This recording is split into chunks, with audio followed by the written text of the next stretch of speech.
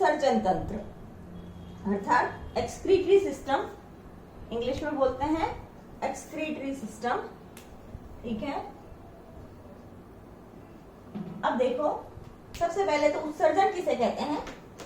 अपशिष्ट पदार्थों को शरीर से बाहर निकालने की क्रिया को उत्सर्जन कहते हैं।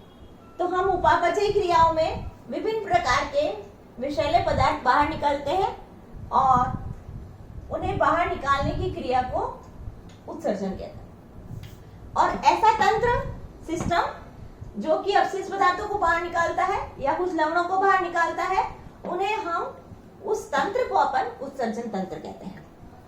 उत्सर्जन तंत्र में बहुत सारे अंग शामिल हैं। कौन कौन से अंग हैं? पहला पॉइंट वृक्क, फिर मूत्रवाहिनी, मूत्राशय, मूत्रमार्ग। वापस वृक्क, मूत्रवाहिनी, मूत्राशय और मूत्रमार्ग। सबसे पहले अपन वृक्क को एक्सप्लेन करेंगे।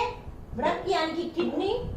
वृक्क एक जोड़ी होते हैं, ठीक है, उदर गुहा में पाए जाते हैं और हमारे कशेरुक दंड यानी हमारे पीछे वाले भाग में जहां हमारी पीठ है, तो कशेरुक दंड या रीढ़ की हड्डी के दोनों ओर स्थित होते हैं।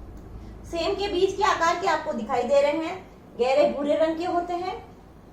वृक्क के बारे में, वृक्क से देखो ये मूत्रवाहिनी निकलती है, दोनों ओर से मूत्रवाहिनियां निकलती हैं। वृक्क के अंदर एक वृक्कीय धमनी प्रवेश करती है और वृक्कीय शिरा बाहर निकलती है।